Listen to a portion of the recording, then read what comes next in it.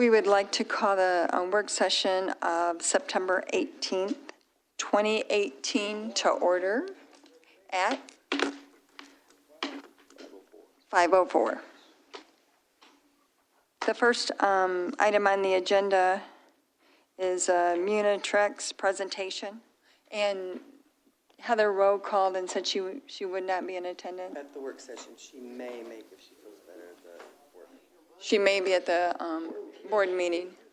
Stan Eldridge called, and he was in traffic coming back from work, but he will be here. Jimmy's here. Hi, Jimmy. We got a quorum, that's all I need. So the first item on the agenda is a presentation by Bob Kittle, who is Munitrex. Thank you, Superintendent. Supervisor Stumbo and board members, pleasure to be here. I have some packets that I'd pass out, if that's all right. Sure.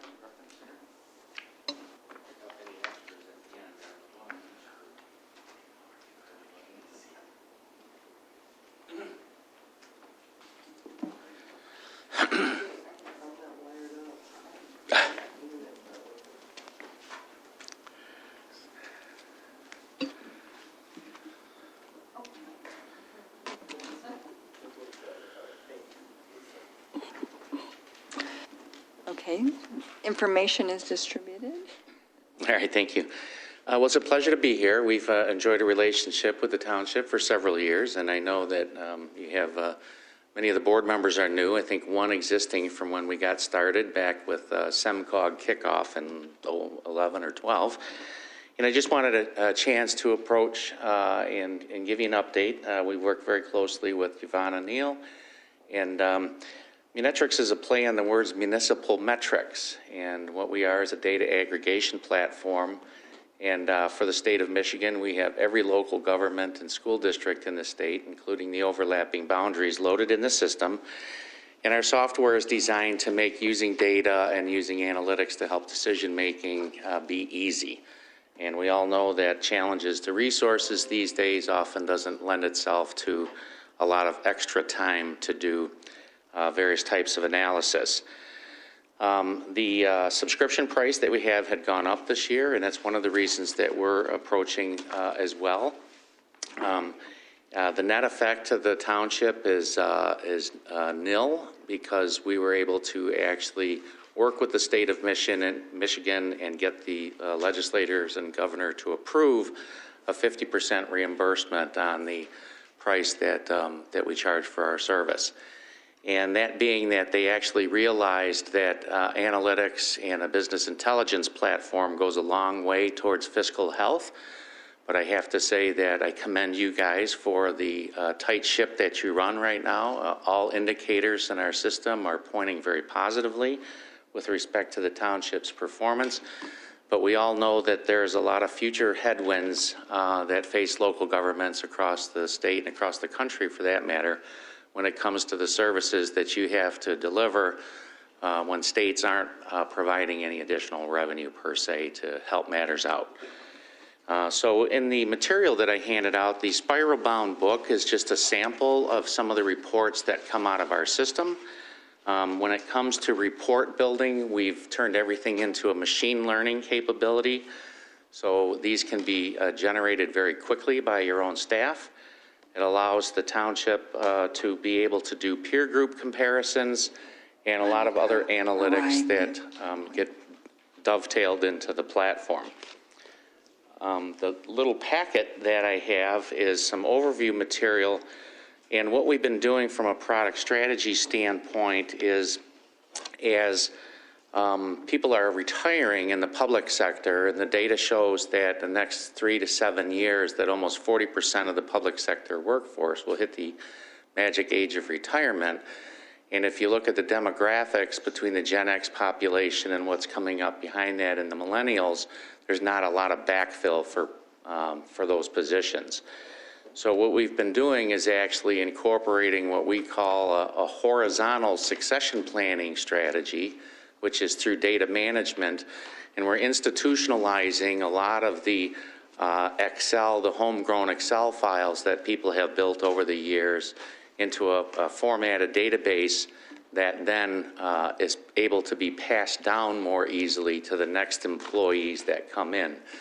I don't know about you folks, but when it comes to naming and filing convention with all the stuff that you have on your desktop, new people that come in oftentimes can't find it, or they can't, really determine what the integrity is.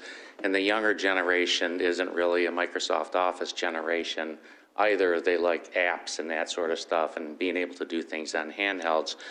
So we're setting it up so that the data is actually protected by position and not by the person, because the person can change, but the role typically doesn't.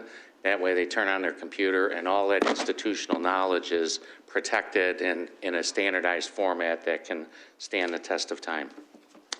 So all the little flyers in this secondary packet explains what some of those tools are. There is a link to Metrics on your regular website, which is used for transparency purposes.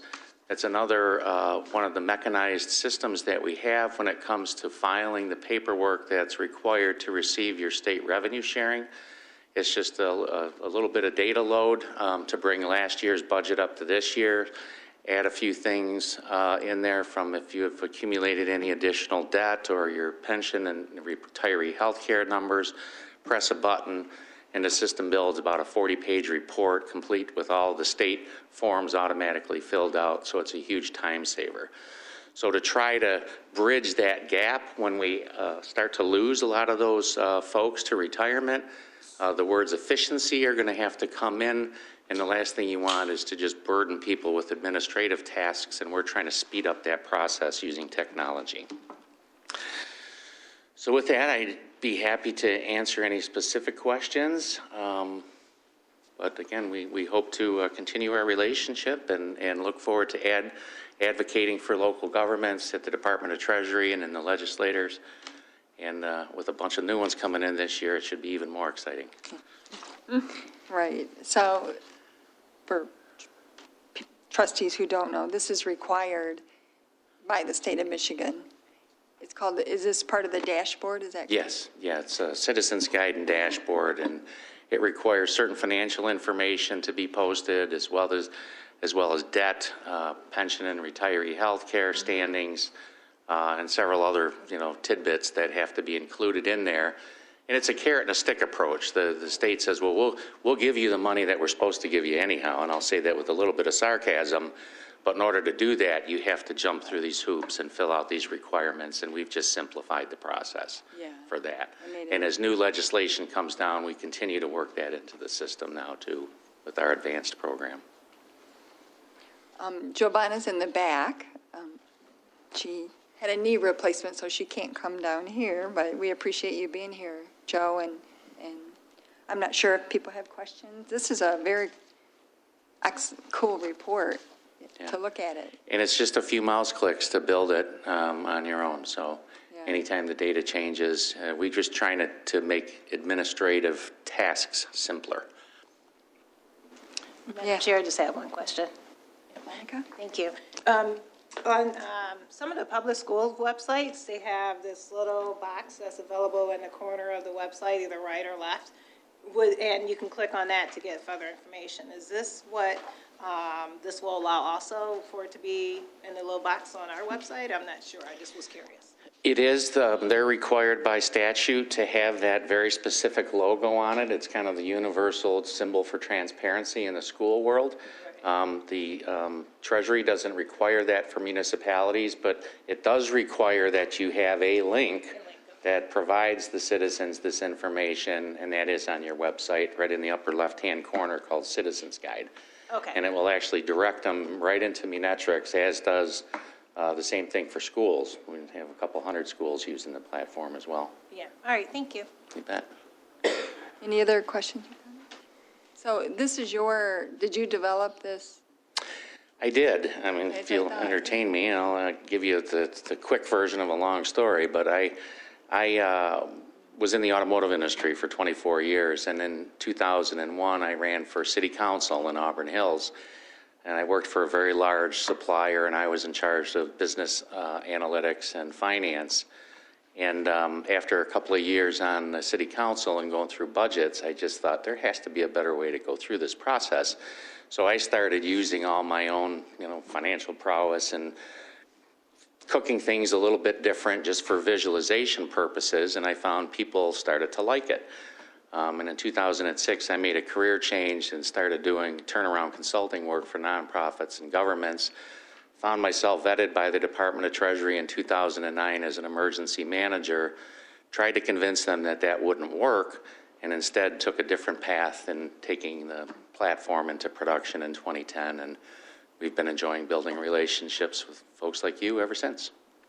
Well, that's a good story. Yeah, it beats selling airbags. I worked for that one that has the big recall problem out there. So. All right, well, thank you so much for coming out, Bob, and Joe Bonnet for bringing him forward. And there is a budget amendment on the agenda for this year. We budgeted it for 2019, but we had to do a budget amendment. But we appreciate you coming out. Yeah. And not just because I'm standing here. You guys do well. Giovanna does a wonderful job. We talk to and work with hundreds of local governments, even across the country. You guys have a well-run machine going here, and I applaud you for that, and keep up the good work. Thank you, and thank you, Joe. All right.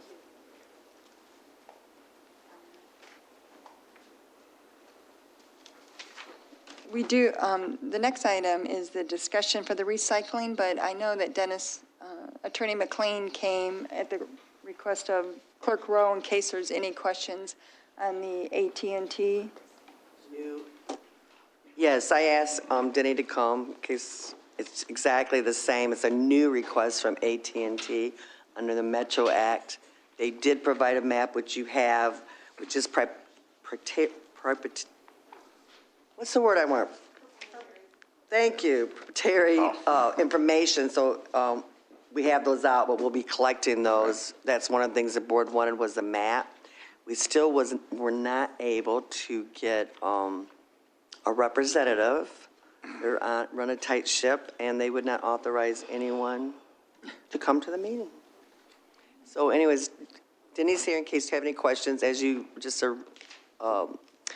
we actually turned the other one down, and so we told them why, and then they said, well, then instead of appealing it, which they could have, they said, we'll just wait when we know that we have the map, because remember they promised to get the map sometime and said we would have it later in August.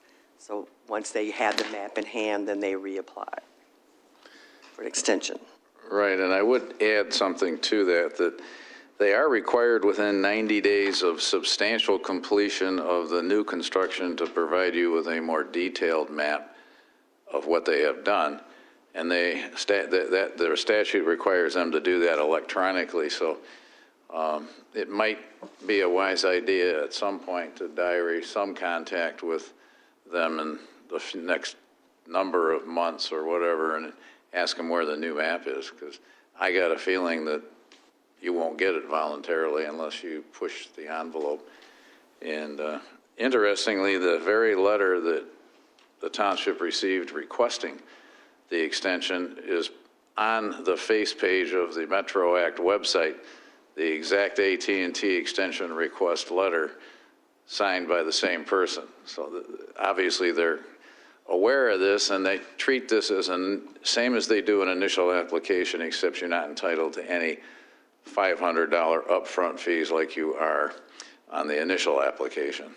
But you still get the annual fees once they determine whatever that is based on the amount that they make. There's a formula that's used, and I couldn't even pretend to tell you how that works, but you're supposed to get it annually, and I'm sure you have been in some of these. So. Denny, and this is kind of a side note, but not, because I got something on my email that said it was from the Road Commission for permit for AT&T, and I know that they're, as they had told us, they're replacing fiber. But then when I had talked to Office of Community Standards, because I thought that they had to come in and tell us when they're working in the right-of-way, and I thought they had to pull a permit, but they didn't have any knowledge of them being here. Now, the Road Commission did, but our office upstairs did not. So I didn't know under the act, I thought they were required, but am I wrong? Well, the road commission right away?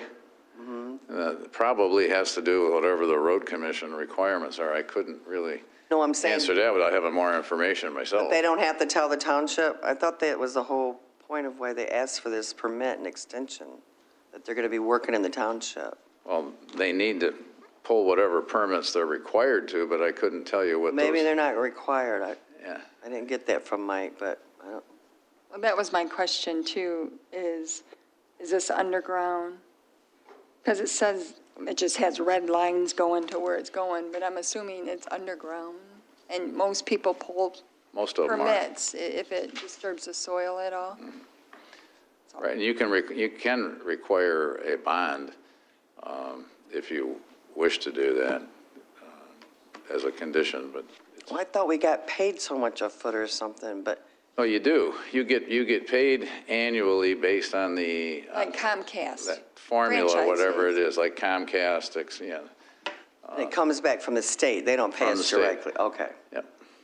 This map is current. This is where they're at currently. This is not a future map, which is what we asked Exactly. for. Because as you said, they're not required to provide the future map until, how long was it? Within 90 days of substantial completion, What? whatever that is. That's exactly what the statute says. So, it takes away a lot of authority from local municipalities. That was the whole intent back in 2001 when the act came into being. So at least you're collecting something because you opted in back then. What's the bond? The bond is to make sure they pull the To make proper- sure they replace what they take up, if we're going to remove their items, say they're underground or whatever, it's to ensure that they replace whatever it is that they dig up or damage, or Disturb, to make sure they do. restore. I don't think it's a big issue with AT&T, but I don't know, they tore up my front yard. Well, the Someone- person that emailed, well, I got the thing from the road commission stating they applied for a permit, but then I also got an email from a resident who said they'd met with them and everything, was really nice, but they were going to do one thing and then they ended up leaving all this dirt. So I dug up some contact numbers and phone numbers that I had. what the statute says, if a bond is required, it shall not exceed the reasonable cost to ensure that the public right-of-way is returned to its original condition during and after the project is completed, so. But when they're doing that in the right-of-way, they don't have to get that from the township, right? They do all that through the road commission? That's what I believe we've discovered. That's what, Oh, yeah. that's what the permit was, that's what they'd sent over, saying they were doing work on the west side of the township in the right-of-way, from the road commission. But they needed your approval in order to use the township, so. Should we have a bond or just make it up? Or Well, I don't know how you would determine what the cost to restore I would say, you can, I've suggested a $20,000 minimum bond in the correspondence that I sent. maybe, yeah. Since they're in the road right-of-way, they're requiring that, so Yeah.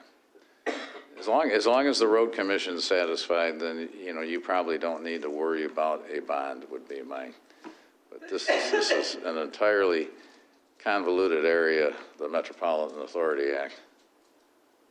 Maybe a bond would be required if they did not provide us with an updated map. That would, or Right. something. But they still have to give you the map within 90 days of substantial completion. So Is that still proprietary? Why is yes. it I would assume that, I'm Because sure it that's what would be. he's- Yeah. right. They don't want their competitors to know where they're at, or where they got fiber, or where they got whatever, Correct. competition. In a public road right away? Right? That's my understanding. That was the whole big thing with DTE and the I haven't got a non-disclosure. clue how they same thing. operate their business, but it's, I know. Okay, My understanding, I learned a lot through the DTE thing. One of the things with Doug, and it was really helpful, is that, it's probably not a lot, probably simple, but I didn't know.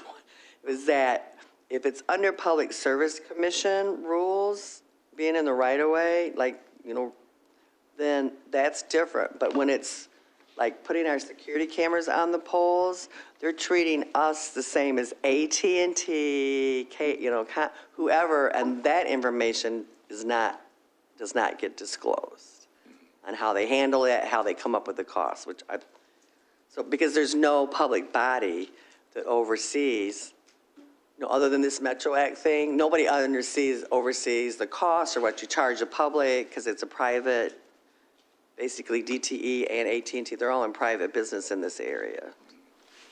It's interesting. All right. Okay? Any other questions? Okay. The next item on the work session agenda is the recycling agreement with the city of Ypsilanti. Mr. Winters, I don't know if you have an update. If you've heard from their attorney.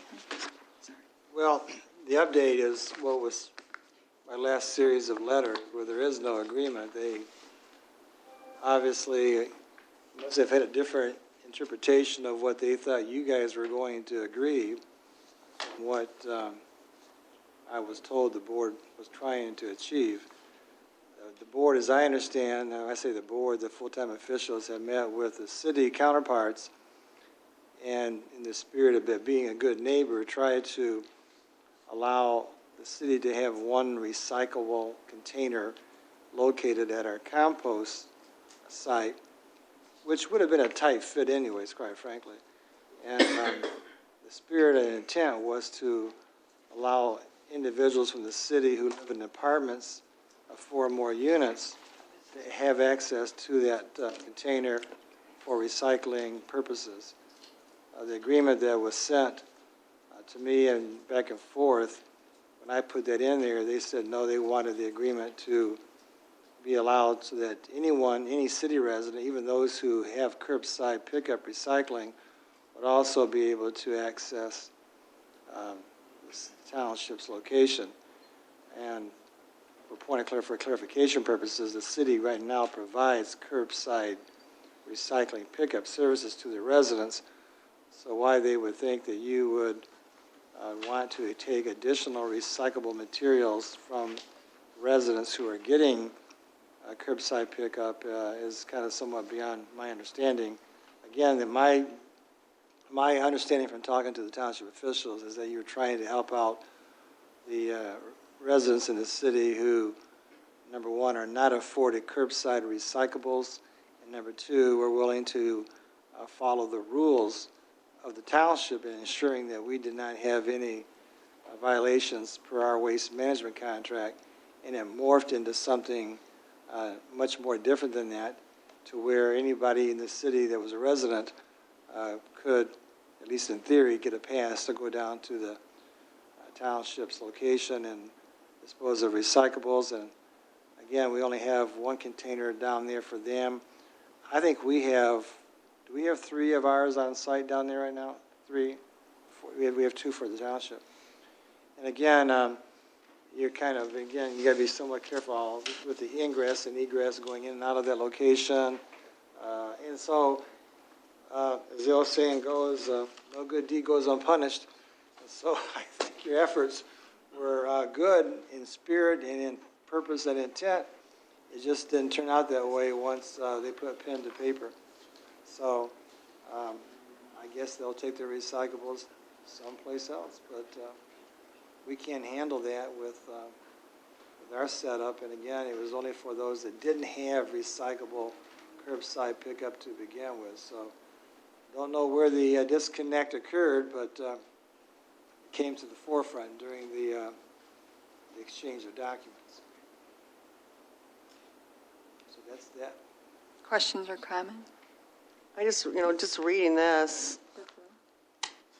this is from the city, which we just got. That's why we don't. I pulled it up their website. Oh, did you?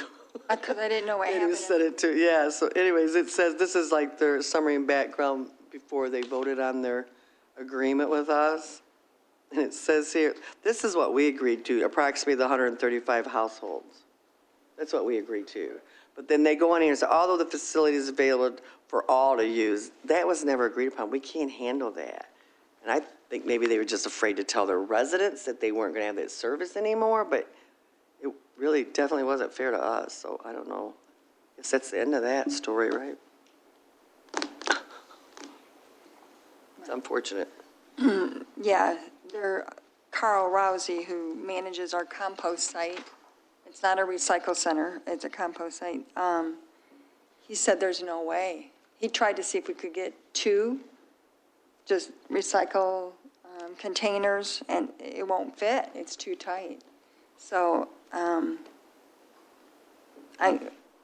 would apologize, but I really didn't do anything wrong other than trusting what they said at a meeting, which was for their apartments only. And it was only for those that were how many units and more? It was 4 and over, Four or right? more. That did not have recycling service. Because the other ones they pick up weekly, I think, or is it biweekly? And it was just to help them because they were in a bind, but this clearly turned into a much larger service for city residents. And if we could, I think this board would, but that site can't handle it, there's no way. And I'm a little disappointed, that's not what they shared with us. We had 2 meetings, and Karen and Larry were at those meetings. So, and they passed out the passes already. And it's on their website, come and get your pass to go to the Ypsilanti Township compost site. So, I feel bad, I tried, but we tried, and it just, I don't know what to say, Doug, because that's nowhere near what we agreed to. And you haven't received anything, right? No, you guys have everything I have sent over, and the agreement was, it has to be for 4 or more, and they rejected that, so there's other. I don't know if they reject it. This is the only thing I could find on their meeting agenda, August 28th. There's a page missing, though, because you see that what you have here starts with paragraph 5, there's 4 paragraphs. No, it's on the back. No, it's I not on think I found it on the back of, the first part of the agreement starts on the back. So the attorney's office has not contacted you? No. Okay, so there's, Karen, I'm not sure what you're looking at, I just have, I don't have a paragraph 1, so. Well, the one that Brenda copied on the resolution resolved, on the back of that is the beginning of the agreement, and so it has 1, 2, 3, 4, and then it goes. Well, if you have 1, 2, 3, 4, then you can see it in 1, 2, 3, Right. 4, then I say 4 more. Well, I don't know if that's my version they have or not. Mine have 4 more units in the version that I sent. no, this has city resident for everyone. Madam Chair? Yes. Hi. Yeah, thank you. I don't, I'll have to go get the letter, but I guess I'm trying to figure out why do we have anything to apologize for? Because if I have it correct, we were in the middle of negotiating an agreement. They, unfortunately, told the residents that it was done, and they gave out passes. And then, that wasn't done, and still things needed to be finalized. There was their residents that were frankly confused because of the fact that the passes were given out, but it wasn't given out by the township. And I have to go back to this. When it was asked by Supervisor Stumbo, possibly to look at the street sweeper as something that we could co-partner on, they said they wasn't going to negotiate that, exactly what the words were. I mean, it was something like that. So I think we did what could be done, and I really don't see anything else to do. I'm just speaking on behalf of myself, but I don't think there's anything else left to do. Okay, thanks. We do have a Washtenaw County Regional Authority stakeholder group that's working on trying to address the recycling issue countywide. And so the city of Ypsilanti attends those meetings as well. So I think there will be an opportunity to help solve their issues. And I apologize because I felt bad that we took up so much of the board's time and the attorney's time, I don't know. It won't happen again. It'll be clearer. And I did offer in the meetings, and Karen and Larry were there, I said, let our attorney prepare it and send it to them, and they didn't want that, so. Now we know. But lesson learned, lesson learned. We can still, do things, but it'll just have to do it in a different manner, I think. All right, I don't know, Madam Chair, yeah. I'm not sure why the city couldn't get a roll-off and put it at their fire department or put it down on Water Street and collect their own recyclables in the interim period of time. But just food for thought, I guess. Yeah, that was suggested. That was suggested too, so hopefully it gets resolved. And Doug, I guess you just will wait for the attorney to respond, or, I don't know what to I'm not do. expecting any response, I don't, They're not dumping off now, are they? No, they've been there, bless her heart, with passes. I felt that's, and I feel bad about that. They have passes and, They need to go see their mayor. all right, so I guess, Karen, you're correct, we're kind of done with that issue? Until we hear something different. The next item on the agenda is a snow removal ordinance discussion again. The 3 full-time officials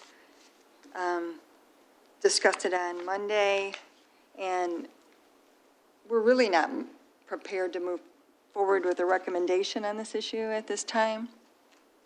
We thought about just doing business districts to start, and I shared with one of our residents that the business districts on East Michigan Avenue and Ecorse Road feel like the only contact that we have with them is over ordinances or negative contact with them.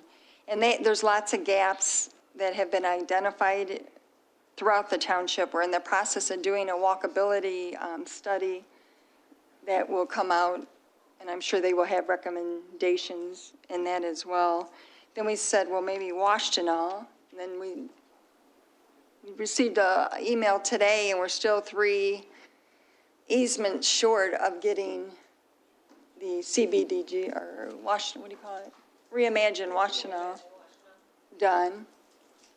And we also had a resignation of the person who oversees the building inspectors or rental inspectors, which would be the people who would, if they could, go out and try to look at how are we going to do this ordinance. So it's just really, we're not prepared to do it. I'm just being honest, about it. And I don't know what the board wants, or we can have a committee of board members and the 2 residents to look into it, if you want to do that. That's basically where we're at. Feedback would be good. Madam Chair. I concur, actually, and I'm glad that you, or some of the board members, was able to go speak with some of the businesses on East Michigan Avenue, and particularly about what was being discussed. And yeah, maybe a committee would probably be the best way to look at it, so that way it can get a deep dive into the concerns, whether people are for or against it, and how it is that if it was to go forward, how it can be, how it can be most fair to all.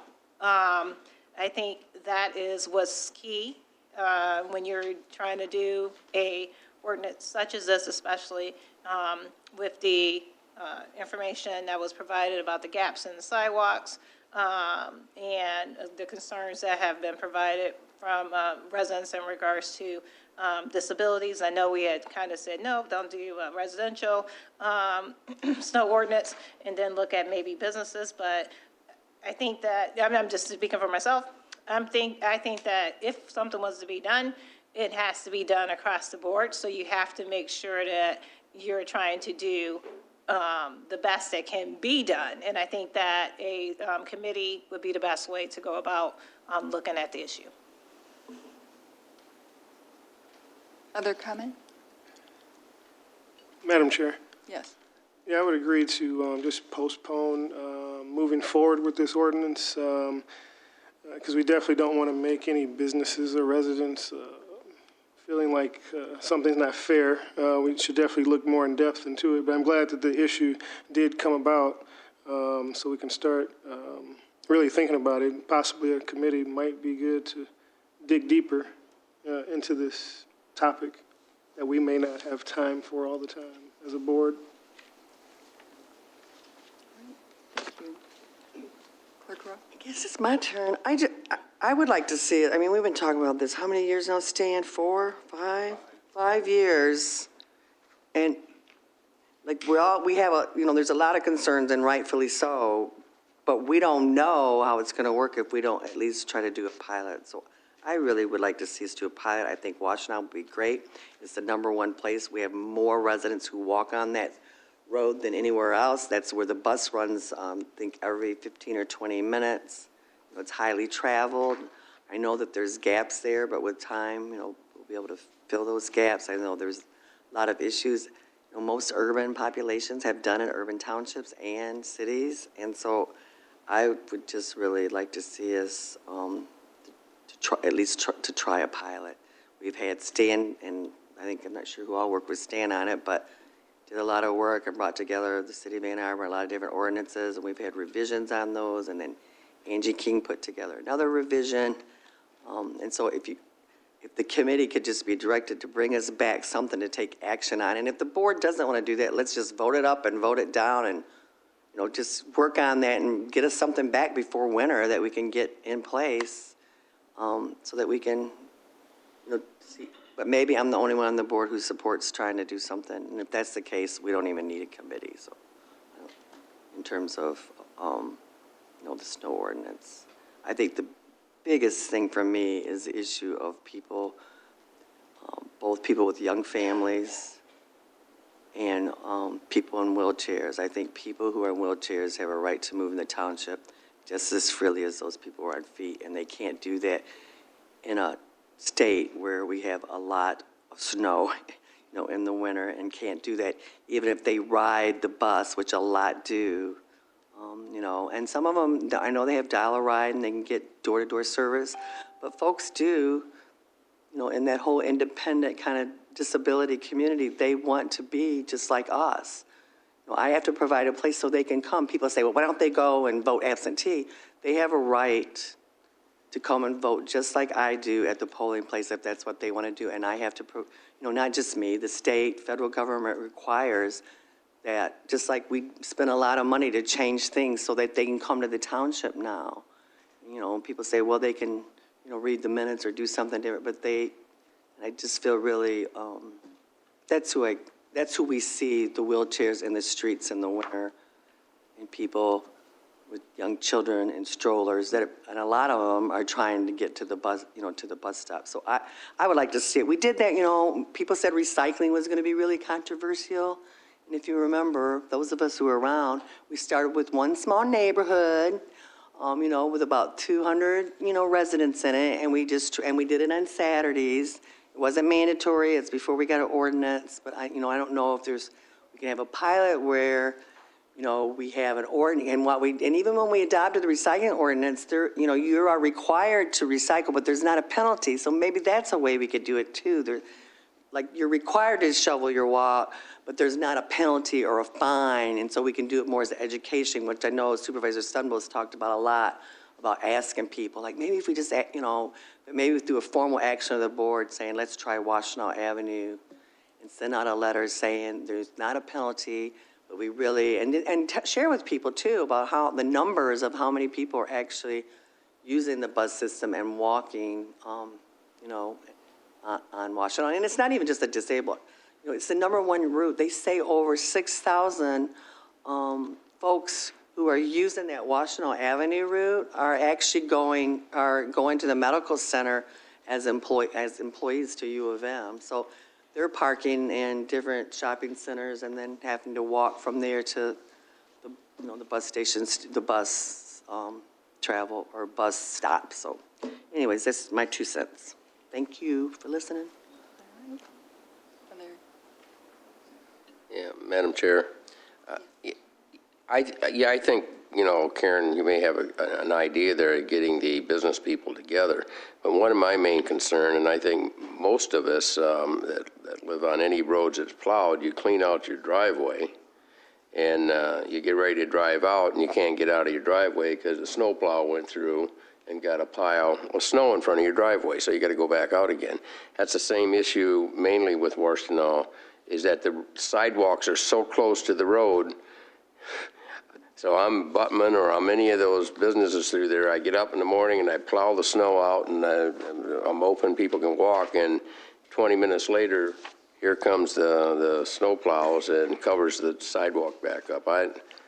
And I don't know how you fix that other than I got to go back out and plow again. So I may have to plow 4 times in one day just from one snowfall. Getting together and talking to the business people and let them get some input into what ideas they may have may be a good idea, but I don't know. Other comments? Oh, okay. Stan? I guess I've spent the most time on this when I was asked by the board previously. It was Attorney King and Mike Martin that helped me on most of that. Those were the 2 others. And believe it or not, and I really don't take a position either way. I think it's the right thing to do to clear your walks, but I'm not sure we're prepared as a township right now to do that because of a number of issues. Primarily, we can't keep our own walks clean right now because we're short of staff. And I don't think it's fair to ask others to do something that we can't do right now. But I do think there's merit in a committee to look at it and figure out a way, rather than us telling people how we're going to do something, but to engage them and have them take some ownership of the process that makes it workable for everybody. So if a committee is the way to go, then I certainly have spent time on it, would like to do a part of that. And I think there's merit in Karen's idea that maybe start a pilot somewhere within the township once we've figured out some of the parameters moving forward that's going to make that possible and equitable to the people that we're going to impact by it. So.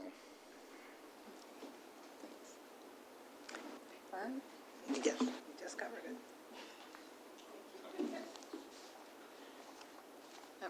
Are you wanting to say something, Ms. Kaiser? Okay. You need to go to the microphone and please state your name. My name is Earl.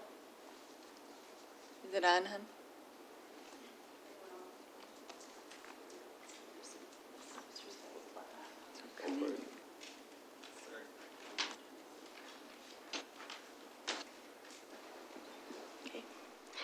My name is Arloa Kaiser. I live at 1421 Melvin Street, and I am still opposed to this snow removal ordinance.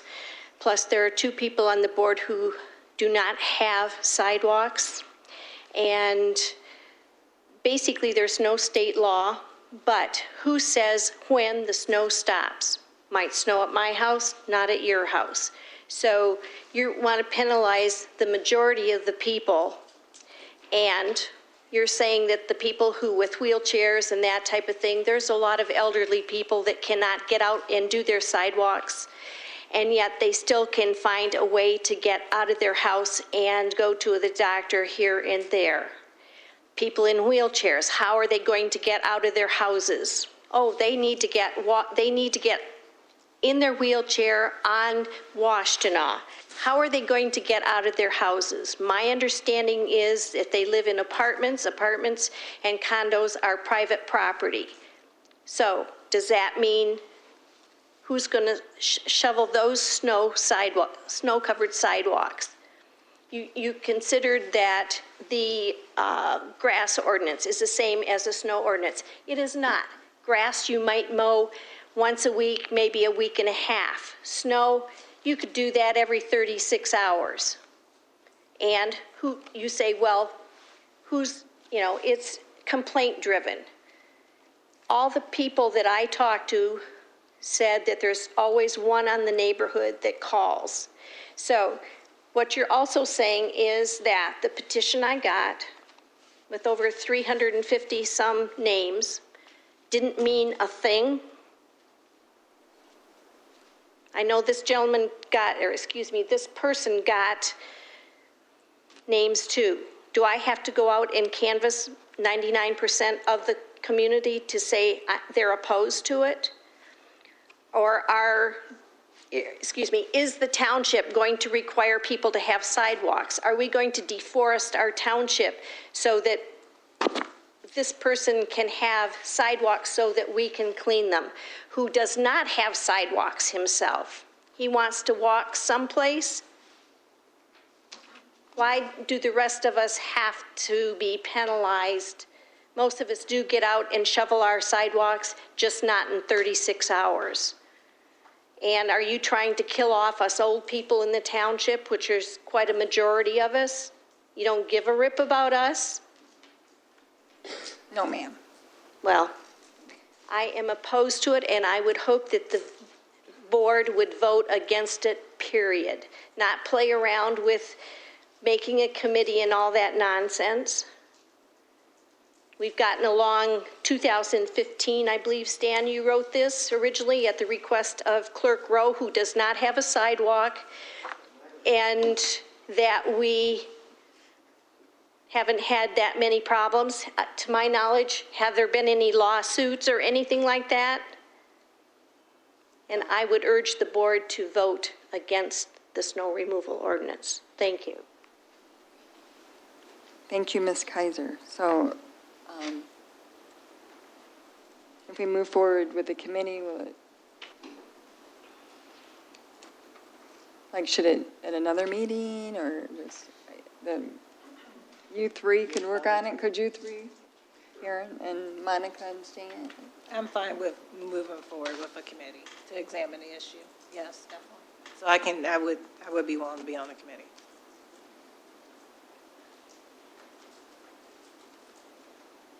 Okay. And Clerk Rowe? No.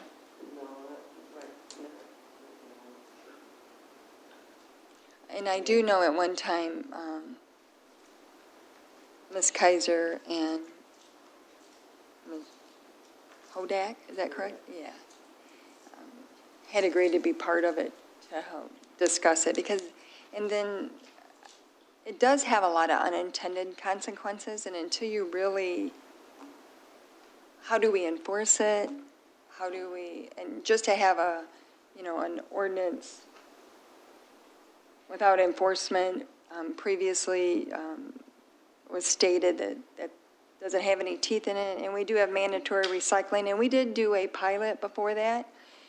I wish we just had a connected community in order to start a pilot, because like on Washtenaw, there's so many gaps. We could start, talking to them and send them a letter and asking them and trying to get buy-in that way, which, until we can really sift through this. And I'm not completely sure if that's what the residents want. So, I hear both. Madam Chair, and I just want to make sure, I just wanted to say this to me, I appreciate you getting the signatures that you did. I think it did give an idea of what residents thought, so I just want to make sure, for me, I did appreciate it. But I do also, I agree with Supervisor Stumbo, maybe we need to incorporate not only just a committee, but also a survey where people will give their ideas one way or the other. In other words, they could, speak on the issue. And I understand, Ms. Kaiser, but I think people should have an opportunity to speak one way or the other and vote one way or the other. I think that will help the committee in order to look at this issue properly. And then we would have to figure out, as a government, can we do our own with all the tax foreclosed properties that get reverted back to us? And right now, the answer to that is no. But we would probably have to hire that out to do. It's just really, it's complicated. It sounds easy, but it's not. Both ways, it's complicated. And I'm not comfortable moving forward until we have more information and really hash it out. I will be happy to reach out to the, Washtenaw Avenue businesses to see if we can get them to voluntarily comply, because I know they do their parking lot. And I think a lot of them do the sidewalks. I know Butman does, but, and I like Monica's survey idea also. Just get some feedback from the community. All right. So, Clerk Rowe? I just want a point of clarification. I don't recall, maybe, I don't remember it being my idea to stop the snow ordinance. Maybe somebody else has a different memory of that, but I thought it came from the residents, and then we started investigating it, but I could be wrong on that. I would love a sidewalk in front of my house, but I don't have one. I got one on each side, and then it just stops. So maybe eventually someday we'll get one. Karen, I would concur. The way it came back to me, it was a board decision to do it based on an almost unanimous group of neighborhood association and watch groups that wanted it at that time. That's since changed. But I think if Monica and I work on it, and maybe Doug wouldn't mind allowing Angela, if he would volunteer her for it. Yes, I will. Okay, thank you. I'll take that as a yes. And if you're going to. So the three of us could do that and certainly engage residents on it as well. So after November, after the election, I could help, but I thought maybe we were trying to get something together before the winter, but not. So I could be on it and then too, but, yeah, I think most of the HOAs do, a lot of them, they do require it. So it's really talking about, the west side, north side, and east side. I know mine does. Mine requires it done. Yeah. Okay, so we have a loose committee that will come back and start working on just discussion and addressing some of the issues that were raised. And in the meantime, I'll try to get to the Washtenaw business districts to see if, number one, they already do it, and if they don't, would they be willing to actually do the sidewalks as well? So, kind of a win-win a little bit. People don't look happy. All right. The next item on the agenda is the agenda review, but I do know that YCUA is here to talk about the second reading of the ordinance, and you want to do a presentation, correct? Or, pardon me? Sure. Is that okay? Because we had asked Jeff Castro, the director, to provide some more information, and he has sent that out, and you want to? Can I make a note? I just want to apologize. We've tried to change it on the web. I don't know. Lisa was trying to change it.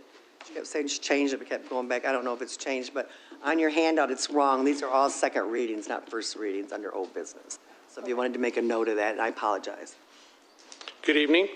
Good evening. Yes, I'm here for the second reading for the 3 ordinance adjustments. Again, as a reminder, an update, that would be the amendment for the water and sewer ordinances that would remove the minimum use charge and incorporate the readiness to serve charge for both water and sewer, and also to rescind the surcharge ordinance and incorporate that with the readiness to serve charge and the commodity rate. I did send some information earlier today on the ordinances. This was based on conversation between Township Council, YCUA Council. We thought it would be an advantage or okay to send more information to you based on my director's letter from the first reading. That may have been a little confusing. So we're here to answer any questions on that. That letter is just a little bit different perspective, so we can answer questions if you have that. And just as important, the board requested a draft letter that I just handed out with some attachments on what a letter would look like that would be attached with a bill and on our website. And I do apologize, but I did try to incorporate into this one-page letter a little bit of what many of you asked me to do.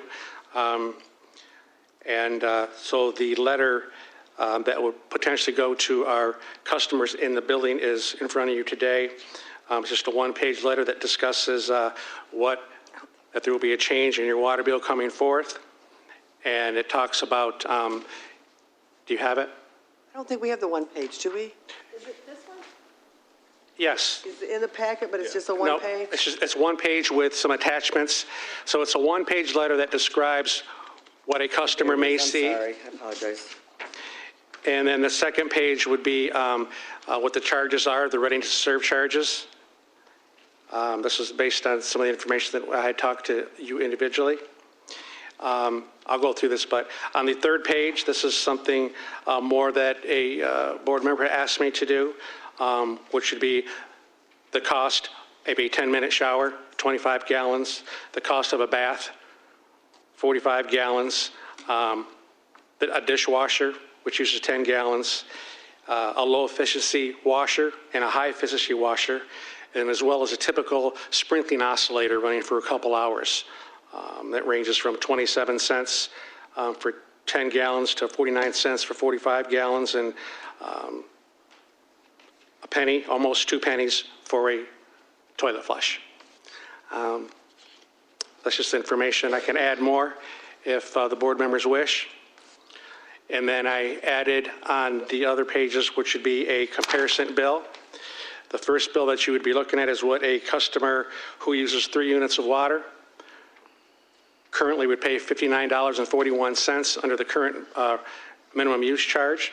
And again, just to remember, any current customer under the current rate structure, the minimum use, they pay $59.41 whether they use no water, 0, 1 unit, 2, 3, 4, 5, and 6 units of water.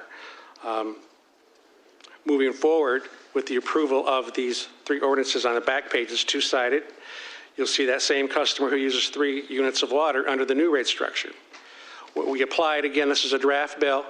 You can see where the new rate structure, you can see the readiness to surcharge. It says water RTS, $14.94 for water. The water usage for 3 units is $9.69. The sewer RTS is $15.95. The sewer usage is $7.74 per 3 units for a total of $48.05. So that current customer who now pays $59.41 would pay $48.05. And then just as a more information, here's a customer on the next page that uses 12 units of water under the current rate structure. And on the back side, what they would pay under the new rate structure. And what I was asked also is for someone who uses a sprinkling meter. I did want to point out that we do see many sprinkling meters where customers use 2 and 3 units of water. Under the current rate structure, a customer who uses 3 units of water for the sprinkling meter would pay $32.16. Moving forward, they would pay $17.16. And I do want to just bring to the board that the minimum use removal applies to all meters across the board, not just residential. Those commercials who have 1-inch meter, 2-inch meter, 3-inch meter, every size meter currently has a minimum use charge. For example, a commercial account who has a 2-inch meter, they get charged monthly, not bi-monthly. The minimum use for a 2-inch meter is 20 units per month, which is $252. We have many commercial accounts who have a 2-inch meter and they use between sometimes 6 and 12 units of water. So they're also going to see a decrease from $252 a month to about $168 a month. That's right.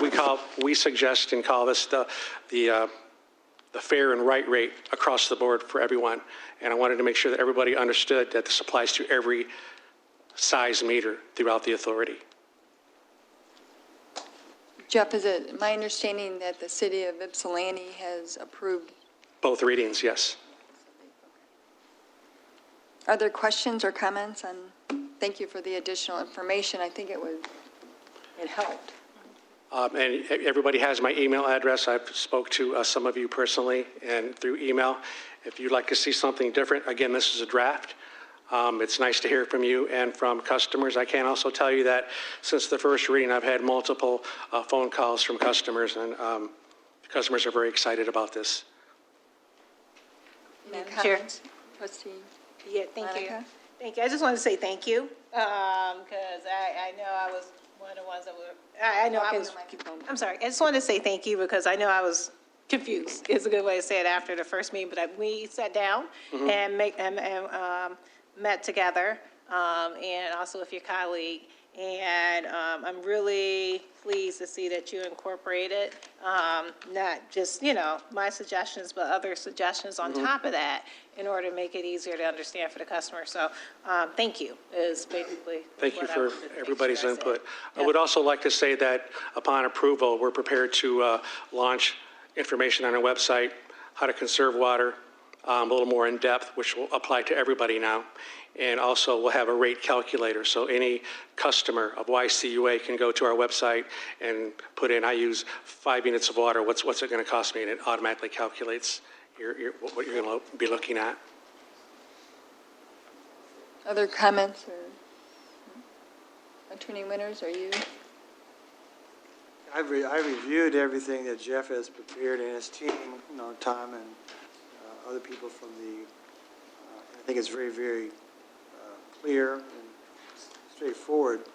Probably the only question I think that may have come up earlier was it may require maybe a historical perspective, Jeff, is maybe you could just enlighten the township board as to why there was this surcharge between the city and the township.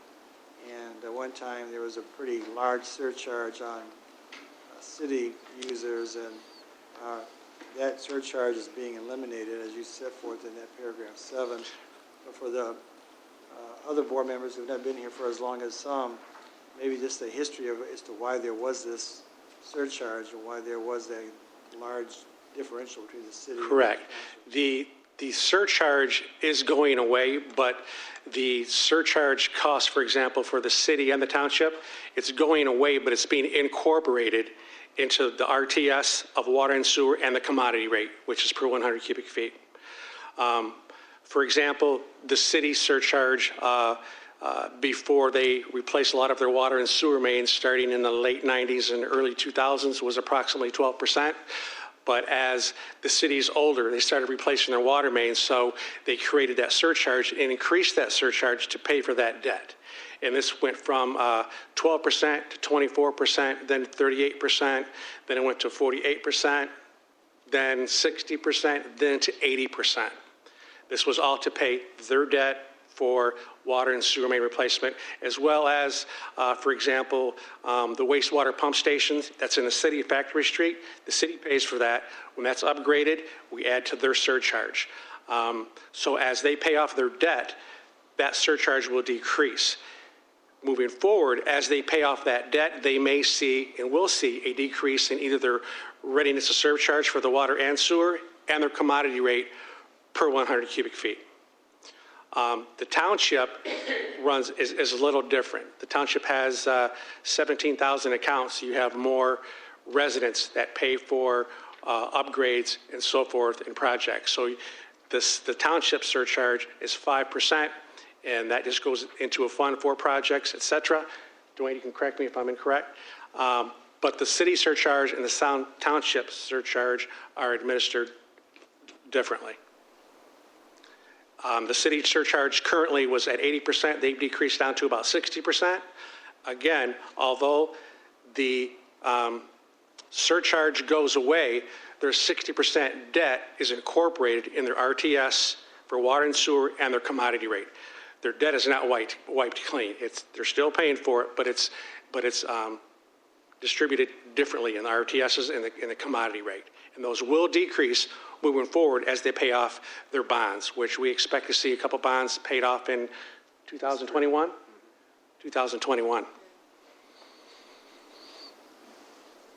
There was also, and I mentioned this, I think, to you, Jeff, there was, I think, a penny for a EPA cleanup or environmental fund or something that was associated with the township, and I'm not sure, is that gone, or is No, that? that's actually incorporated in the rate. It's, like, from an accounting standpoint, once a month or once a quarter, we take that portion out and put it into that designated fund that you're talking about. And it's an environmental cleanup or environmental fund that we use? Yeah, EPA, and it's used for certain projects that you're allowed to do under that statute Okay, For the township. for the township. yeah. Correct. So that's still going to continue so that we Yes. can address the Yep. environmental issues as they come up? Yeah. Yep. That was one thing. And I do really think that this is going to benefit those who have been trying to conserve water and, use 1 or 2 units, which I was astonished to learn that it's 748 gallons. Per 1 unit, correct. Yeah, so that's a lot of water, but they were really being thoughtful and conservative to help the cost of their bills. And it could not really be reduced because 6 units was the minimum charge. Correct. It's hard to tell somebody to conserve water if they're paying 2 units, if they're using 2 units of water, but they're paying for 6. That's difficult. And we've been going through that for many years, trying to explain how to conserve, because many individuals are conserving by buying these new dishwashers, toilets, et cetera, and they expect to conserve, but our minimum use charge has been restricting them from taking advantage of that when everybody else can. Right.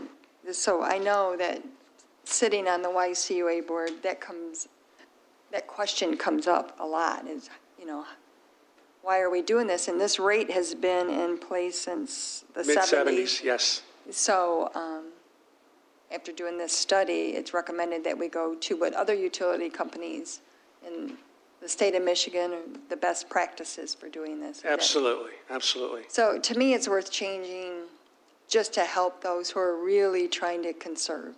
Right, and this is a one-time change, so moving forward, regardless if our rates are increased by Detroit or decreased, it'll affect everybody the same way. This is a one-time change going from a very difficult rate structure to a very easy, common rate structure. And then we will continue with those who qualify. We have that, the township board approves every year to Correct. be the assistance for YCUA customers in Ypsilanti Township that own their house in order to help even more. So Absolutely. it was painstaking to read everything sometimes and go I through understand. it. Yeah, and try to understand it. It really, and we sit on the Yucca board, but to make it clear to the residents or the customers who, I think this is much better Thank you. than we were doing it, so. Are there any other questions or comments? All right, thank you.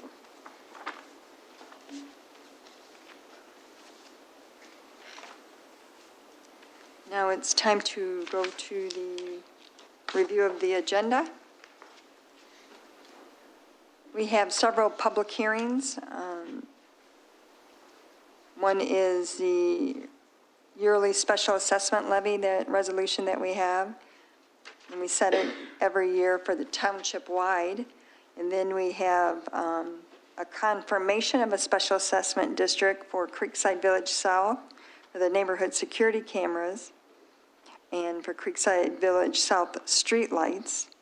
And then confirming also the assessment district for Creekside Village neighborhood security cameras and Creekside Village streetlights and Creekside Village West streetlights. So this is a new thing that we're doing, is just reconfirming any and all assessments that were done this year. Are there any questions on that? And Clerk Rowe, have you had feedback from residents? Or? I've gotten 3 emails, which I will read into the public record. 3 in support and 1 not in support. That's it. That's all I've heard. Right? Questions or comments? No? We have the consent agenda, which were minutes of the work session, regular meeting, and special meeting. I have on the work session minutes, page 6, when I left the meeting, and I probably should have said it into the microphone for the person doing, but when the minutes say I'm not comfortable being here to discuss this, so I literally got up and walked out of the meeting, and then I came back. I would like that to be reflected in the minute. Okay. And I don't know if they're almost verbatim or not, and there's a lot of information when I stepped out of the meeting than when I came back in, but I do know that this agenda item's going to come back to the board during the budget process. That's what was recommended. I didn't know if it would be easier. Are they verbatim, pretty much? I didn't get. No, I don't do the minutes verbatim. No, it would be, Okay. it'd be 50 pages Unless long. Yeah. Unless someone requested. specifically requests that. Well, and So then there's synopsis. is the audio going to be? Audios are up, all 17's up, yay! And there was a little couple glitches with 18, so we're working on them. I'm guessing probably by next week, 2018 will be up. So is the intent to put up the audio right away? Or not? I till the think minute? Or- I could put them up right away because it's not going to change regardless of the minute. So yeah, as soon as, I'm not sure, I know he had to transfer something into something differently, so I don't know on the 18. We had to do something different with 17, so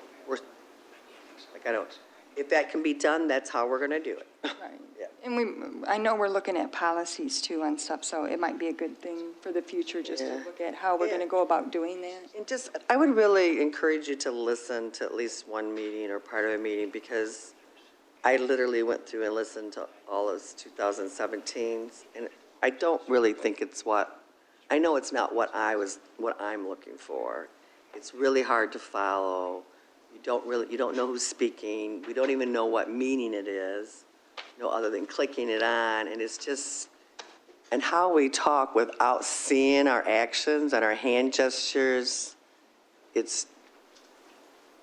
just don't think it's a good presentation, really, of what goes on at our board meetings. But that's my opinion, so just take a look at them. I would feel a lot more comfortable with just having the videos, and I think in this day and time, I know it was expensive, but if we want to be that transparent, then let's be that transparent, because the video recordings really are not transparent, because they don't, just listen to them. They don't really you don't really know what's going on when like I literally had to get out my agendas. I thought, what are they talking about? I'm there.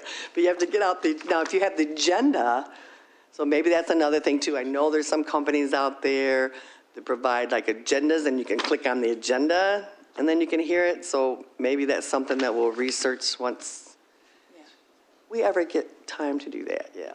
So I don't know. Sorry, I may have missed some of that. So we're in, Madam Chair, sorry about that.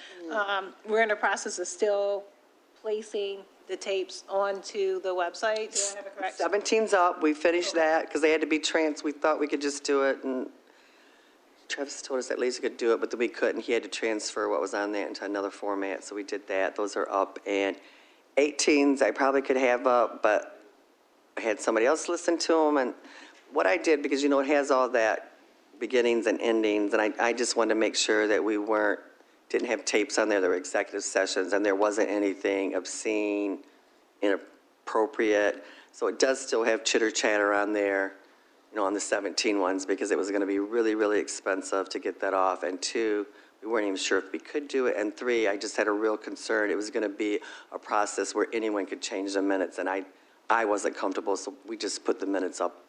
We put the recordings up just as they are. So in some cases, they do have people's conversations, but I literally listened to all of them to make sure there was nothing that I thought was offensive, inappropriate, vulgar. Not that we have vulgar conversation, but just, so it does have, that kind of, and even today, even though we're watching it, when I turn this on, and, another thing that we're going to try to do is really say what meaning it is, so at least that'll be on the tape. And then when we're closing, and one of the things I recognize too is, it's really more important, because I know that I go through things fast, and that's inappropriate when it's actually going to be, someone's going to listen, because it just, it's so fast. So just be cognizant of that in terms of someone listening. But even today, when Supervisor Stumble started the meeting, then there was another chitter chatter that ended up being on there. So I have to think that we're not used to thinking about that. So, but like I said, we went ahead and posted them. But But 2018, I had somebody else listen to them, and they had some concerns about 4 or 5 different statements that were made at the end or the beginning. So I guess I'll make a decision whether I think it's appropriate to put that up there, and if I don't, I'll probably just not put that tape up there for that meeting, so. But I haven't personally listened to those. That's why 18's not up there yet. Because I mean, it took, I don't even know how many hours, probably 20, 30 hours listening to other ones, but I thought, it's my decision, it's me, so I really should listen to them and not depend on somebody else to do that. But once I got through that, I knew we were more cautious in 18, so I had someone else listen and see what they thought. And I said, if there's any chitter chatter before or after, just make a note of that meeting so I could actually listen to that myself, so. And just to, I just want to, I guess you could say point of privilege. I'm not against putting up video, but there is a cost, as Clerk Rowe alluded to, and I know I did a little bit of research about it. I know I brought in, I think her name is Allie McCracken from Van Buren, in order to evaluate how they do it. And they do have a full-fledged video production, which runs to the tune with the equipment and all, about $80,000. So, again, I'm not opposed to it, but I guess the board would have to figure out if they wanted to do another, I guess you say, deep dive into looking at various aspects of that. And then, bringing it back to the board, because that's probably what will be required. I mean, I know Van Buren's was $80,000. There may be other ones that's cheaper. I'm not sure. So. I mean, even if we just streamed them, it would be better, I think, than what's up there now. But that's my opinion. So and they're all kind of the same. You don't have to listen to all of them. Just listen to one and see what your opinion is of, do you think this is really a good presentation for people to find out what's happening? I personally don't think it is. I think it's confusing without an agenda in front of you, which I guess people could go and open up agenda and copy it. It was hard for me to follow, like, when people are talking, what are we doing now? Maybe part of that is just taking more time on each agenda item, like to really read what it is, to really take time, like when a motion's made. Like there's probably things we can do, like to repeat it back, like the motion, because as you're just going through it, it's just, it is what it is right now. So I got down the thing about leaving the room. What else was it on the minutes, Brent? Supervisor? On page 5, on the regular meeting minutes, I voted no on that resolution. I think she changed that. Yeah. It's not changed, but. Not in the packet? She said, I know there's a problem with, Alicia just told me that she thinks maybe because of her new computer, she changed a bunch of stuff in the packet and it didn't go up. So Travis, are you listening? And then on special meeting, page 1, item 2, Stan voted no. Right. Special meeting. And it said motion Page carried. what? Special meeting, well, carried is, Page 2. carried means it's not unanimous, it means it was voted on. Oh, I know what that means, but we had requested that when, But the only way we can do that, like if you want, when someone votes no, that we need to say you want that in the record so she knows, because when she's we can't tell, or do a roll call. Like from the voices, you can't hear. Like but she you're doesn't know. here. Pardon? You're here, right? But we're typing the minutes for at what happened at the meeting. Well, I mean, Yeah. it's easy to say Stan. I didn't voted- know you voted no, and I asked no, I didn't know you voted no. I thought you were saying, actually, when I didn't know that, but you know that you voted no, so. Right. And when I listened to it, I thought it was like all those opposed vote no. I thought you were saying no. Like, I didn't know that you voted against your raise. No, I didn't know that. Yes, I did, yeah. So, but we can say, if it would help you, we could say 1 no, Stan Eldridge. Yeah, like when it's. I mean, we can do that. Yeah, and I think especially now that you got, you're going to post the tapes, because no one's going to know. Like, they're not going to know from the tape. So I think it would help, like, if you want to vote, if you're voting no and everybody else is voting yes, we could just say 3 to 4 or whatever, row, do, so, to make it clear. Yeah. So, but I think if we all work on that, we can, get that. No, I can, forward. yeah, I can do that. Yeah. But those were my comments. I'm sorry, there was a special meeting, what was it? Page 1, item 2. Eldridge voted no. Correct. Okay, thank you. Thank you. Are there any other comments on the minutes? And then on closed session, I highlighted that last sentence that wasn't. Yeah, I had several typos, so I think what I'm going to have Lisa do is redo those and just get those back to people. So you guys read them and catch anything, just make a note, because she left off a whole sentence there. So we won't approve those at this meeting? Yeah, don't you think? Yeah. I think that's important that they're right, yeah. So, yeah, so let's just, yeah, we'll bring that back next time. Statements and checks, other question? Treasurer's report? Attorney's report, any legal update? Board meeting. Under old business, we do, it's second reading, so Yeah. correct the agenda for adjust the water service rates, to adjust the sewage disposal rates, and repeal Chapter 62 of the Code of Ordinance as it pertains to the water and sewer rates. This is the last meeting, and there will be a roll call vote on that. Under new business, there's budget amendments, 13. Yeah, we have a motion to approve the 13th budget amendment for this year. Sorry again. We're going to increase the general fund by, or the motion or the request is to increase the general fund by $27,048. That's $13.95 increase from Unitrex. $9,091 for an election mailing that's on the agenda later, if the board so chooses. And then $3,220 just for the new wages and upgraded positions. And then $13,342 for employees getting health care now.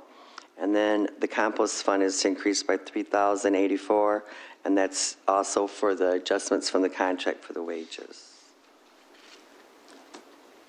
I do know, I couldn't find it in the minutes, though, that trustee Eldridge had asked that we moved budget amendments. Yeah, and I'd asked Giovanna to put that on there, but I think in her absence and stuff, we didn't get that on there.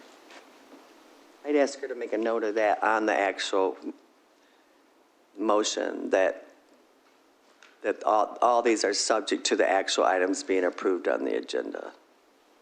I thought that was a way, noted. I guess my, Instead of making a motion that's just blanket, we could just make the motion. I was going to ask her to add that. I did ask her, but I think with the absences and stuff, got I lost. guess my question would be, for each of these items that we're making a budget amendment for, could the item come to us beforehand so we could discuss it and approve it? Obviously, it's going to be contingent. If we approve the item, we're certainly going to approve the funding for it later. When we approve the funding ahead of time, before we've even talked about the issue, I feel like we're kind of getting boxed in. It just doesn't feel right. We're approving money for something we haven't even approved yet. Can we just flip-flop those, talk about the item, and if we approve the item, I can't imagine we wouldn't approve the funding for it later in the meeting. That's all I'm asking. You're saying the item is contingent upon a budget amendment. Correct, which will come later in the meeting. Just asking to flip-flop that process instead of approving money first for something we haven't even talked about. And that's how we used to do it, but it's just detailed, but we can do it. What it is that in each item, you have to put that line item and stuff on that line item and improve budget amendment change, blah, blah, blah, blah, blah. Instead of having them all on one sheet, you have to have each one. And I think we went this way when Chris was here. It just made it easier for everybody to track, so you didn't have to go back through and look through, the budget amendments for each item. So, and that's why I had thought, this is totally, we can do it either way. I'm sure Giovanna will do it. Just try to save on that, for that. But what I had thought was that we could put on the actual budget amendment in the motion itself, that all of these budget amendments are subject to the specific line items requesting, that these are associated with, that they have, to be approved. If not, they're not going to be made. So, Giovanna's not going to move money around if it goes down, if it's not voted on. And that's happened several times. Madam Chair. Trustee Monica? Yeah, maybe a point of clarification, actually, for trustee Eldridge. Okay, so what you're speaking of, and I just want to make sure I may not be correct, authorizations and bids, right? That's the area that's right now pretty much the last area on the agenda. Am I wrong or right about that? Or is it just, or are you also talking about new business items? It could be any item that's included within the budget amendment at any point in the meeting afterwards. I would just feel a lot more comfortable if we could talk about the items first before we approve the money for it. I actually agree. I just wanted to know exactly, yeah, some of them sometimes are under new business, other times are under authorizations and bids right now as it currently stands.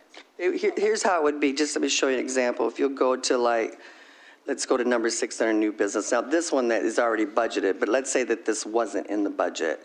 You don't have to read it in there to approve the agreement in the amount of $27,000, and it'll say, and approve the budget amendment for, to increase line item 20 to 27. It's a lot, we'll have to do what you see on Giovanna's list. That'll have to be done under each one of these to do it that way. Because we can't approve a line item without money being in there, or we can't approve a contract if we don't have money. So they would have to be done at the time. It can't be done late, we can't just move the budget amendments to the end. So that's technically why it ended up, and that's how we used to do it. It came out of Chris Ostrowski, who was here, and she said, and she was the one that presented changing it to the way that we do it now. One is it's easier, for everybody who's tracking it, especially Brenda's office, because it's all on one sheet to track, versus then you have to go and highlight. Giovanna could still do a sheet separately, but that's really what was done. So we didn't have to do a budget amendment on anything that didn't have the money in there. But it's no big deal. We can do it either way if that's what the board wants. Yeah, and you could just say approval contingent upon a budget amendment being approved, and then at the end of the meeting, have all your budget amendment. That's possible. But I know people are uncomfortable, but just to know, we don't do the budget amendments if people don't approve the line item. She doesn't move the money. And I know that we discussed it at one of the meetings, and I didn't see it in the minutes. But The last, which one, was it the board, I think it was the last minute. The August meeting. Yeah, it was the last minute meeting. the work for session sure. or regular meeting, or? I believe it was in the regular meeting. Because I couldn't find that.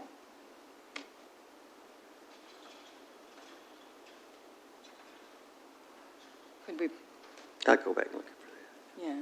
Was it, I know you discussed it and requested it. It was I during, think it was a regular meeting, wasn't it? yeah, I correct. don't We'll know. find it. Yeah, and I think that should be in the minutes, because you're right, someone listening to this tape won't understand what we're talking about, but it was discussed at the last meeting. So do you want to move it now, or move it on this agenda, or do you want to, I'm okay with this agenda. I think at the next meeting moving forward, if we could switch it, but again, I'm just one person making the request. No, I'm okay I- this meeting, but moving forward, I would be a lot more comfortable doing Gotcha. it the other way. and I accommodated that same concern that you had previously when I was clerk, so I know it was an issue. So we could talk about the budget amendments right now, before we vote on them, which is the Munitrix, which was presented by the gentleman that came here. There was an increase in the actual cost, and we didn't budget for that increase in the 18 budget. So we would need a budget amendment to do that, and we will be reimbursed for that, so that's good news. It's new business number 7.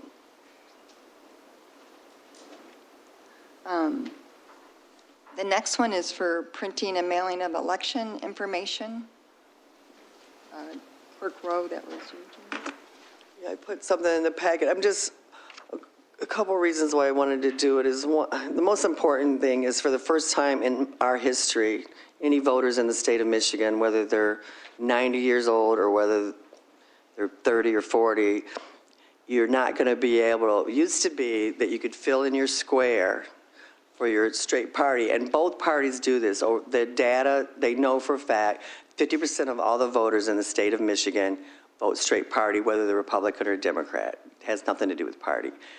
It used to be you could fill in, say, well, I'm mostly, I support Republicans, I vote for mostly Republicans, so I fill that in. But then if there was a Democrat I wanted, I could go down and maybe there was two, and I could fill those in. But most people, so half of our voters in Ypsilanti Township are probably just like the rest of the state. So now, I counted them up, there's 15 partisan squares that we will have to fill in, whether you vote Republican or Democrat. Then there's 16 nonpartisan squares that will be held. So instead of filling in 17 squares for half of our voters, we now have to fill in 16 plus 15, so it's 31, just to vote for the partisan and the nonpartisan.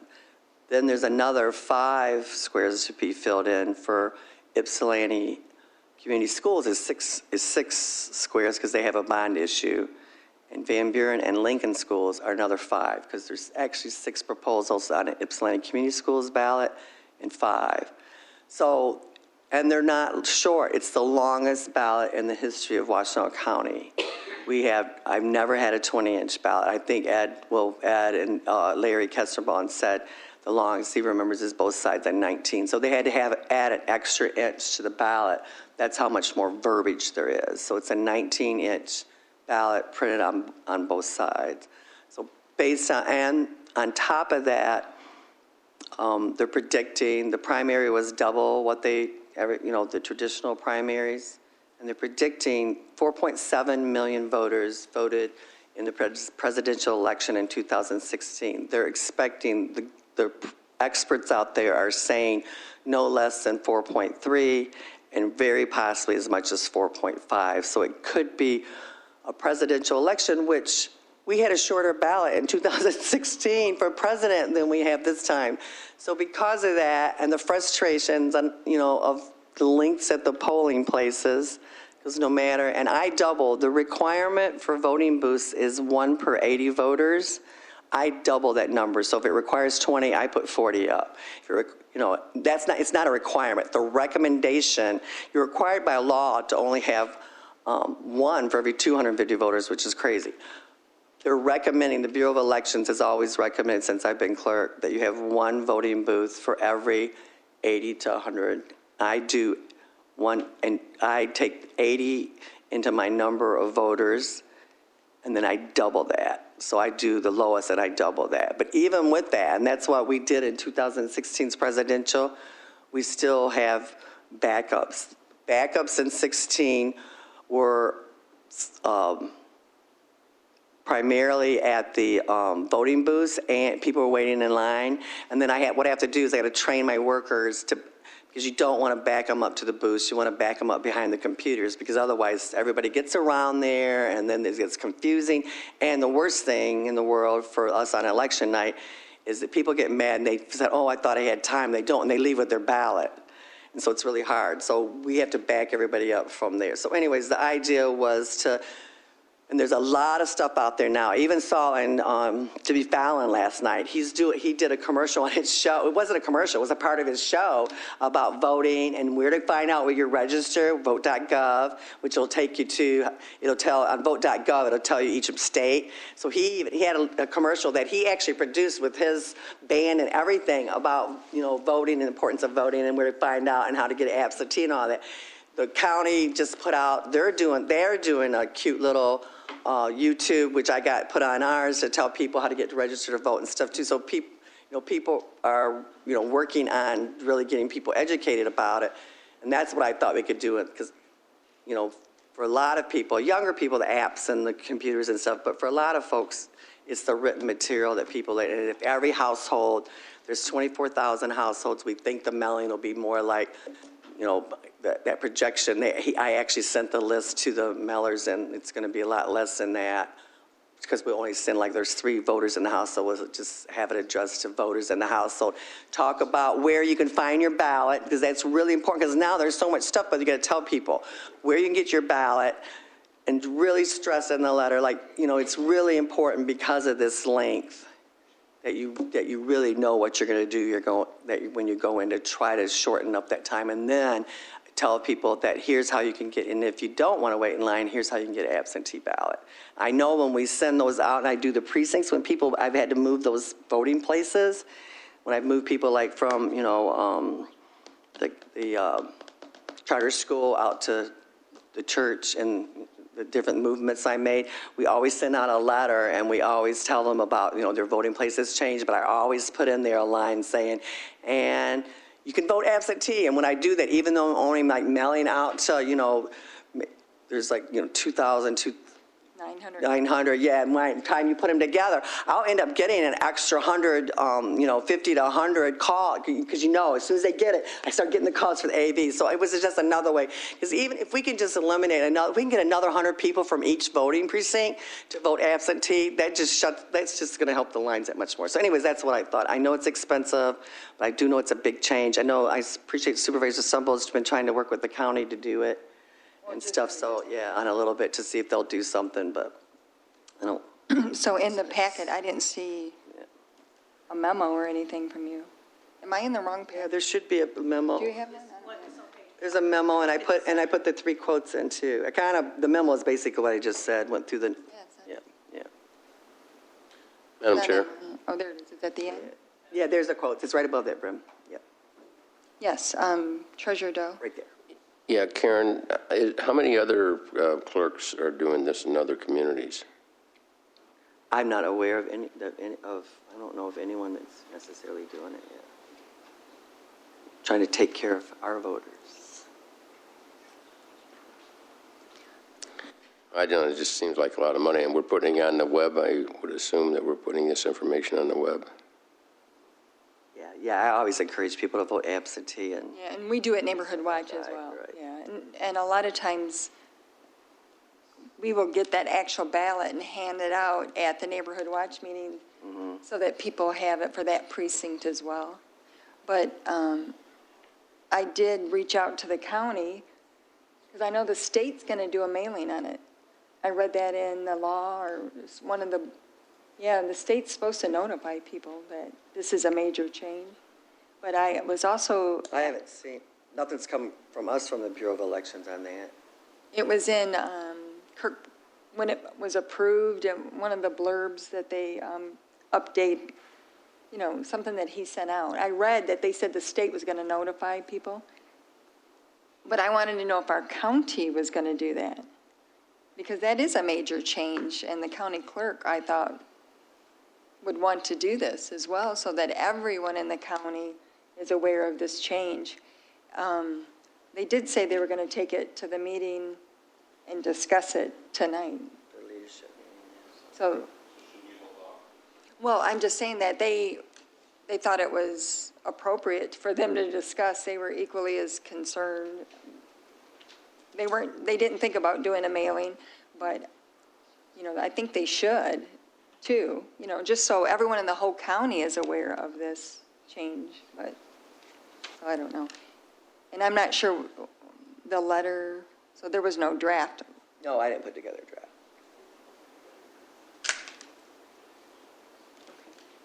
All right. Madam Chair? Yes.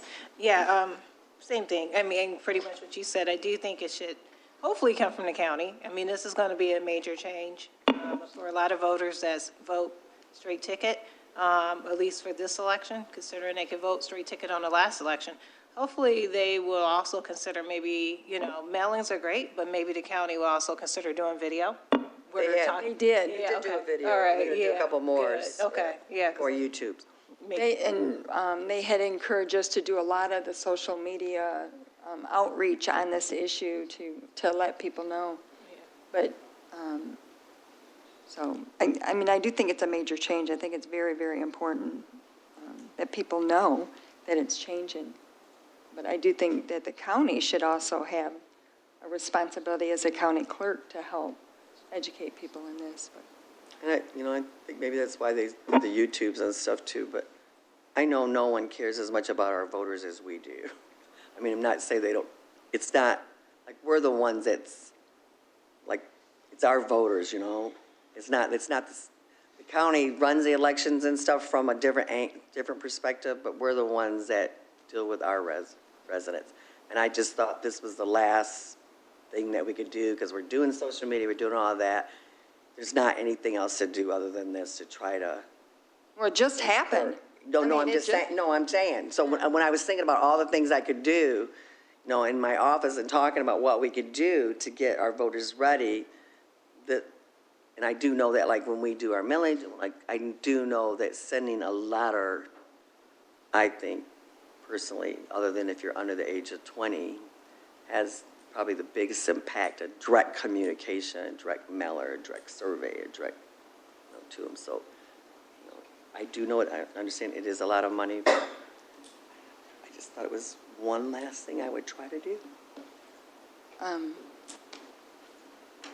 I do think mailers work that are a half a page in size, too. I think they're effective. I think because the way, that's the quotes that I have, and the way I've done them in the past is I just do in big red letters on the outside, which you all have probably gotten them. It say, well, maybe not, because because I've moved you, Stan, right? On the outside in big red letters says important voter information on the left side of the envelope, bigger than anything else on the envelope.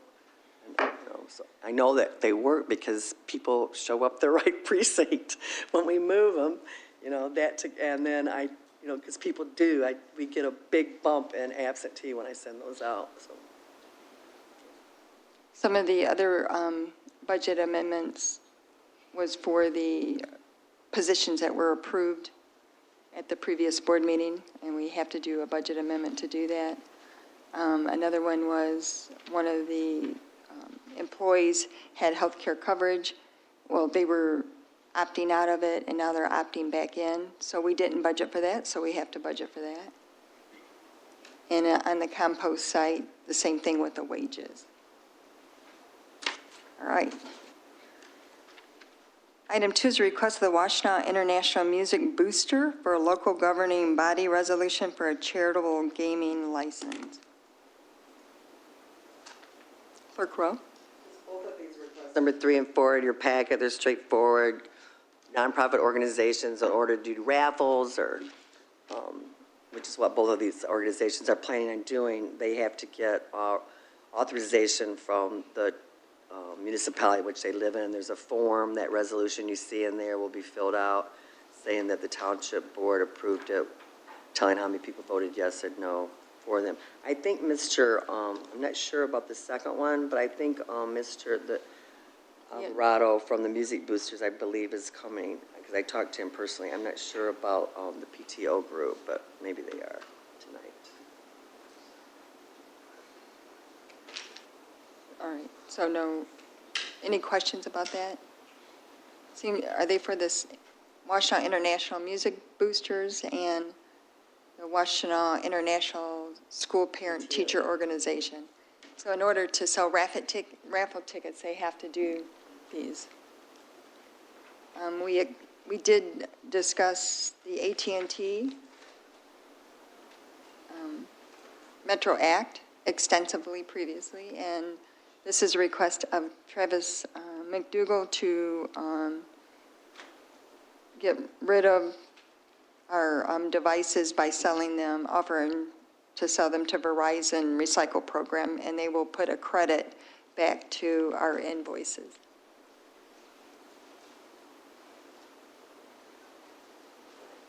Trustee Gerald Rowe has arrived, and am I supposed to say at 6:47? This is we're doing this because of people who do the minutes.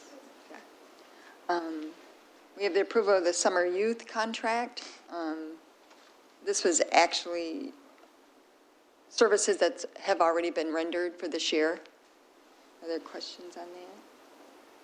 Yeah, Madam Chair, I do have a question. I think it said. Trustee Wilson? I think it said it was 8 youth.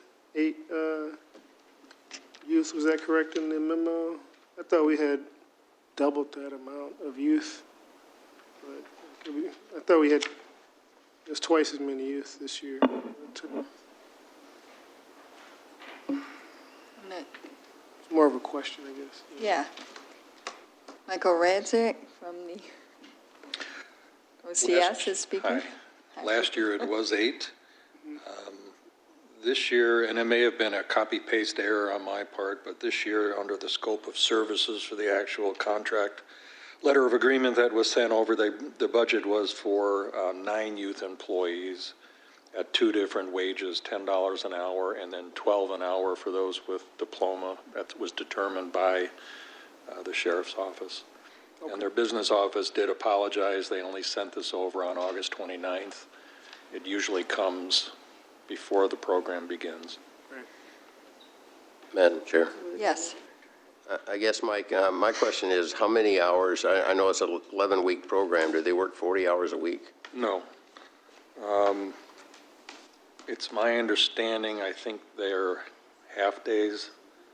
20 hours a week? 20 to 25 hours a week, I think.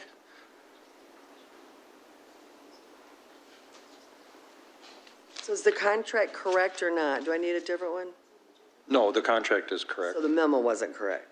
The memo said 8, which was last year. All right, thank you. We did increase the budget from 25,000 to 27,000 this year based on anticipated financial need based on what happened last year. So we bumped it up a little bit. I did get a correspondence from the Sheriff's Community Engagement Office back at the end of March, just confirming that we did budget for this and the funding was approved and at what funding level. It was then executed, but as I said, they were tardy in sending the contract letter of agreement over, and they did apologize for that. I don't know why it was late. All right. And the program went well? I mean, the youth, they... Yes, it did, based on the feedback that I had. In fact, the supervisor for the program, his name escapes me at the moment, he was actually here this afternoon to provide some information. I was out at another meeting, so I didn't get a chance to talk to him, but we'll be touching base tomorrow. All right. Great, thank you. You're welcome. Since it's 10 minutes to 7, could we adjourn? And then we'll reconvene for the regular meeting at 7. Thank you. Meeting adjourned at 6:50.